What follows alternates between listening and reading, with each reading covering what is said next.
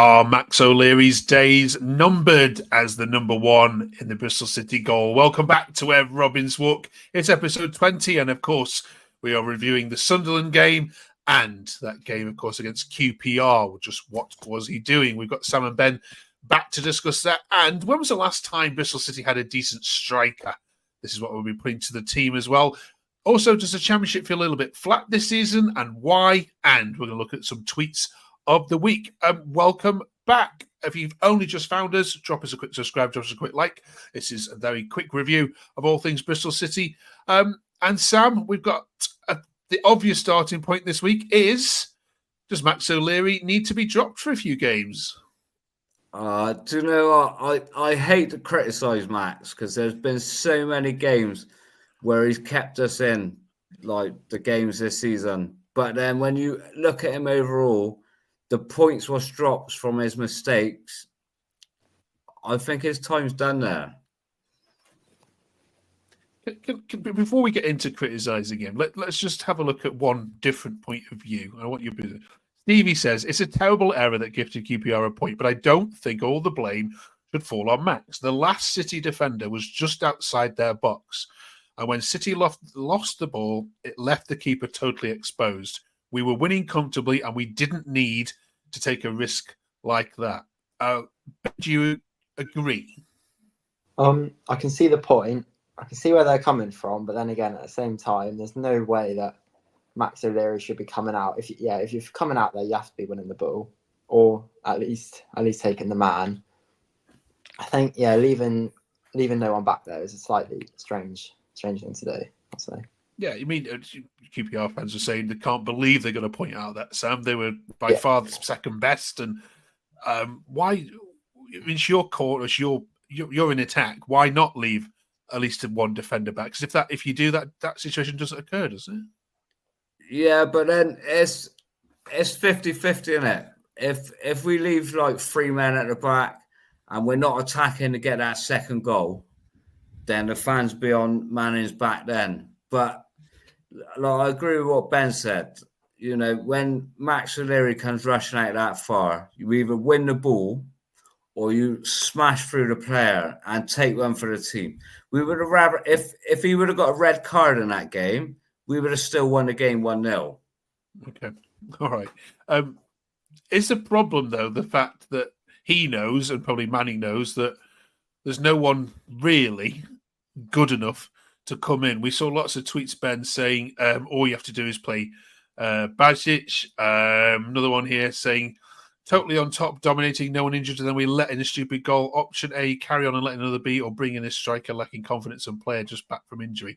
Come on to that point in a second. But Bajic for you, Ben, does he get a start in the next game? I don't see why not, personally. I mean, I know most City fans would say no, but I think we haven't seen enough of him yet to judge. Okay. So I think, I mean, maybe I'm not sure about the next game, but I definitely would like to see him, just literally to see what he's all about, because I've not seen enough of him to judge at the moment. To be fair on that point, right, I've watched Bajic on a couple of times, and he has not impressed me one bit. And we've got this Casagrande, a youngster who's been on loan to Bath, and he's back in the first team fold.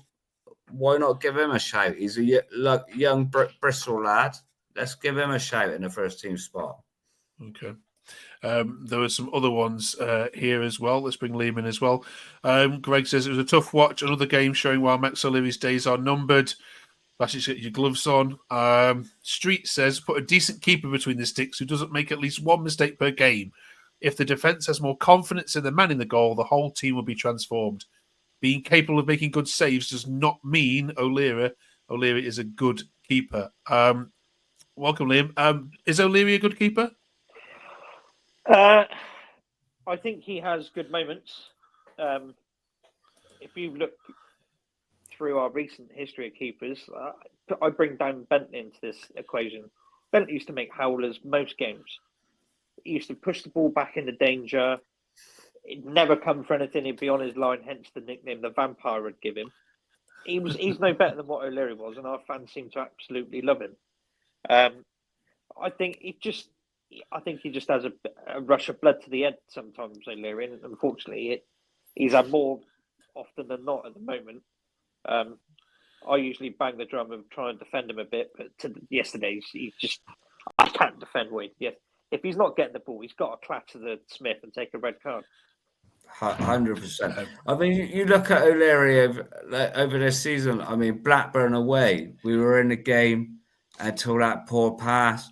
Done the same against Portsmouth. I mean, I do like O'Leary. Don't get me wrong, but he's how many? If the points from the mistakes what he's cost us, where would we be in the table this season? Yeah, but you can't solely blame it on him. That's the other end of the pitch, not taking chances. You look at the 100% agreed. It's 50-50 in it. The goalkeeper gets blamed. Like he's the number one position to get blamed. Like it's the hardest position. You're either a hero or you're a villain. 100%. There's no ifs or buts about it. You're either one or the other. And yesterday, unfortunately for Max, he was a villain. But then he should have just smashed that player back into the Dolman stand. But it's an awkward one. I know Max made that mistake, but then why we didn't leave anyone back from the corner. No, but we should have been three. We should have been 3 or 4 up. Yeah, should have been out of sight. Yeah, we should have been like that first half. The amount of chances we created, if we had, like, we should have been out of sight. Yeah, it's all well and good saying that, but we weren't. So I don't know why we committed so many men forward for that to happen. It's a comedy of errors from the moment Pring made that stupid header to O'Leary. I don't know what he was doing. But it was funny though, like when we got that free kick, I said to my daughter, we were sat in a stand, and I said, "Oh, we need Twine on," and it was almost like the American football where they get the field kicker. The special team. I seen him down there. I said, "Right, get him on," and then he smashed that in the net. I said, "Yes, come on." He was literally ready to come on anyway, wasn't he? But yeah. It's like American football, isn't it? You get the field kick. Yeah, brilliant goal. And good for Twine as well. He probably needed that. Okay, West Brom away then. Who starts in goal? Ben? It's a tough one. I would like to see Bajic, but I'm going to stick with O'Leary. Okay, Liam? We got no one else. Bajic's only played 2 games for us in, 2.5 years he's been here, 3 years he's been here. So yeah, it's O'Leary because we haven't got no one else. Sam? Yeah, I'd go with O'Leary, but like I said, I'd like to see this Casagrande given a shout. Okay. You know what I mean? Bajic's been awful when he's played for us. But we got this youngster who's been out on loan. He's done the business. He's kept clean sheets where he's been. But I don't think he's not championship ready, though. But that's the only problem. He hasn't played Football League either. He's played National League, and it's a massive, massive difference. But then you've got to start somewhere, haven't you? Yeah, but then you could have Max Leary was given that opportunity once. Yeah. Dan Bentley was given that opportunity once. You know, if you don't get that opportunity, you're not going to perform, are you? You could look at Wells Richards and say the same thing about him. He's gone back down. I did like him, to be fair, but he wasn't big enough, was he? No. Let's move this on to the other problem people have been talking about, the lack of a quality striker. Okay, and people were saying, not since Tammy Abraham have Bristol City had a quality goal striker. And I don't think you've been owned Tammy, did you? It was on loan. So, okay, Sam, when was the last time Bristol City had a quality, as in a top quality striker for you? It's got to be Leroy Lita. Leroy Lita, he had that one season, and he's absolutely smashing the goal. And then before him, Sean Goater, and then we lost them both to bigger teams. You can understand why people are saying, "Look, we need to sell the duds that we've got in January, or try and get some money for them, and go and invest in someone new, can't you?" But I mean, with Fally, I mean, he's not been given an opportunity. But I haven't been overly impressed with him when he has come on. But, do we just bide our time with him and see what he's worth if he's got the right kind of service? Okay. Ben, who was the last striker? I mean, it's probably going back. Have you ever had one? I was going to say, it's probably before I was born. But, I mean, in my lifetime, for the season we had him, I thought Tammy Abraham was probably the best that fits into that bracket. But Yeah. I mean, I personally like Jeju, but that's my opinion. I think he was the closest we've had in the past 5 years, really, 5-6 years. Can we throw in Paul Agostino and David Sill into this equation? They were my favourite. Paul Agostino, he was amazing. Probably a bit before your time, Ben. But yeah, I was going to say. Yeah, you watch him on YouTube, mate. He's absolutely amazing, especially at the Memorial Stadium. I just highlight the point that we're making, though, or people are making, that Ben, obviously, as a young fan as he is, can't recall, having watched in person a regular 20-goal a season striker. Liam, what was the last time you remember? I like Jonathan Codger. Yeah. I think he had everything he needed. It was just unfortunate that he had other ideas when bigger teams like Aston Villa came calling. I think if we'd have kept hold of him, it might have been a bit different. But yeah, you got Codger, Maynard. Like I said, Leroy, I'll even go Adi Akinbaye. Akinbaye was quality that season we had him back in 97, 98. Yeah, Akinbaye, when he was with us, he was brilliant when he was with us, but he went downhill since, didn't he? Well, he was our record signing at the time, wasn't he? Yeah, when he played against us for Gillingham, he absolutely destroyed us. And then when we signed him, I was over the moon. And then he had a great season with us. Unfortunately, we lost him, but got relegated as well, didn't we, that year? Yeah. One game to go before Christmas then, West Brom.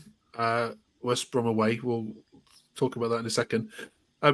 Firstly, though, the Championship has felt a little bit flat, some have said, this season. I mean, of all the teams, you guys must be feeling the flattest, because here you are again in 11th place. And our tweet of the week this week goes to this one. Credit to Old Forbes. I could go into a 10-year coma today, wake up in a decade's time, and City will still be a mid-table Championship club. I did see that. I did see that one. To be fair, it's a good one. Yeah. And of course, Preston are back up with you as 11th and 14th, or were midweek as well. So we tweeted about your old buddies back together. I mean, yes, we're laughing about it, but does it feel a bit flat generally for you, Liam? Can you understand where people are coming from, or is it just football in general that feels a bit flat at the moment? I think it's just the overall picture of football. It's not. I don't think the Championship's been as entertaining as it has been in recent years this year. You can see a bit. Why is that? I think I don't want to say it, but it comes down to these teams that have got all these parachute payments. They're always the top 3 or 4 that are lingering around there, but I think you can see there's a couple of mini leagues going on. I think up to 5th is starting to pull away a bit. Then you got like 6th to 10th, and then you got 11 to 17, and then you got at the bottom. I remember a couple of years ago we were down like 20th place or whatever. We won a game. We went up like 6 or 7 places. It was that tight. There was about 4 points separated the relegation zone to about 12. So I don't know. I think it's just football in general. I think it's an odd one. I can't put my finger on why it is. I think the crowds haven't been as good this year because of Sky Sports. I think Sky Sports have come in and said, "Look, we'll have all these games." I think I read a tweet when we played Plymouth. That was our first 3 o'clock Saturday game since the beginning of August. Yeah, and I second that, Liam. Like the atmosphere yesterday. I mean, at some points you could hear people chatting in the opposite stands. The atmosphere was terrible yesterday. Yeah, and so many fans have said that to us about home stadiums. But was it like that last year, Sam? No, not really. Like we got behind the teams at times. Yeah, when we're losing, yeah. But normally they're behind the side. But yesterday it was just absolutely awful. I think especially when we conceded as well. When we conceded, it's just completely flat, and I don't think that's not helping anyone. I mean, there's been times where we're 1-0 up and we concede the goal, and then the whole of Ashton Gate gets behind Bristol City and gives them a push on. But none of that was there yesterday. No. I think you could yes. hear a pin drop at some times yesterday. I think yesterday could have been the fact that last time we conceded a goal, we went on to lose. And I think there was an error of like, oh, here we go again. It just seems to be that's creeping in a lot at the moment. I mean, you could see that from the game. Like, how many games we dominated at home and not took them chances and ended up losing. And it was just one of them games all over yesterday. Yeah, definitely. Okay. What can we do to improve it? Any ideas, Ben? It's a difficult one. I think not having all the 12:30, all the Sky games on Sky, I think that's a start. Obviously, that's now not going to happen, but making it more traditional, kind of Saturday 3:00. Rarely your games on TV. I think that kickstarts the atmosphere. I think with better atmosphere, you get better games. Yeah. I think the teams are too far away from each other as well, which there's not that much you can do. Obviously, there's the parachute payments situation, which is it's quite a lot to change suddenly. But I think kickstarting it, you have to improve the atmosphere because the atmosphere just spurs on the players. So by making the atmosphere better, by moving more games to like how they used to be, I think that'll make a good start. Like to make the atmosphere better, they could do what they done to us up at Sunderland midweek and give us a free drinks voucher. If they give everybody a free drink, we get the atmosphere rocking. I'm a stickler though. I think it comes hand in hand with what you see on the pitch as well. I don't think we've got anything to shout about at the moment. We can all tell how games. We can probably sit amongst ourselves before a game, predict what happens, and exactly what we predict will happen out on the pitch. Yeah, I think some fans are starting to get a bit bored. You can definitely see that. I did say that to my daughter yesterday before the start of the game. You can see this like QPR game. We dominate, and I thought we'd lose 1-0. Yeah. We won't take our chances. They'll have one chance on goal and they'll win 1-0. Yeah. Right. Let us know your thoughts. Yes, I mean, there's been more draws in this championship season than there have been in any season up to this point so far. I think that's half the reason we haven't seen many entertaining games, have we? They just don't watch Bristol City much. No, well, this is true. Right, let us know what you think in the comments below. Thank you very much. West Brom then next. They are an up and down team. They drew with Sheffield United last time at Hawthorn. So, Liam, would you take a draw? I'd like to say yes, but I'm fed up of seeing us draw, so I'd rather see us go for it and go for the win. I'm going to say no. I wouldn't take a draw. I want to see us go for it and win. If we don't, we lose having a good damn go at it. Yeah. Okay. Sam, you going to this one? Yes, yeah. And if we ask our mate Dan, the West Brom fan, is he still on there, isn't he? He is, yeah. Yeah, well, what's their form over the last 12 games? What's it, 11 draws and 11 1 win? draws, one win, and obviously a loss today against Watford, doesn't it? I think. Yeah, well, we're going to go out there and beat them 3-0. And you can bookmark that with him. We're going to win 3-0 out there. It's going to be our time of year. Okay. All right. Ben, score prediction? I mean, I'm going to play it safe and go for 1-1. Okay, all right. Nice one. Thank you very much for joining us then this week. Enjoy the West Brom game, all of you. We'll see you back in 7 days' time. We'll see who starts in goal. Come on, Max, you can do it. We believe in you.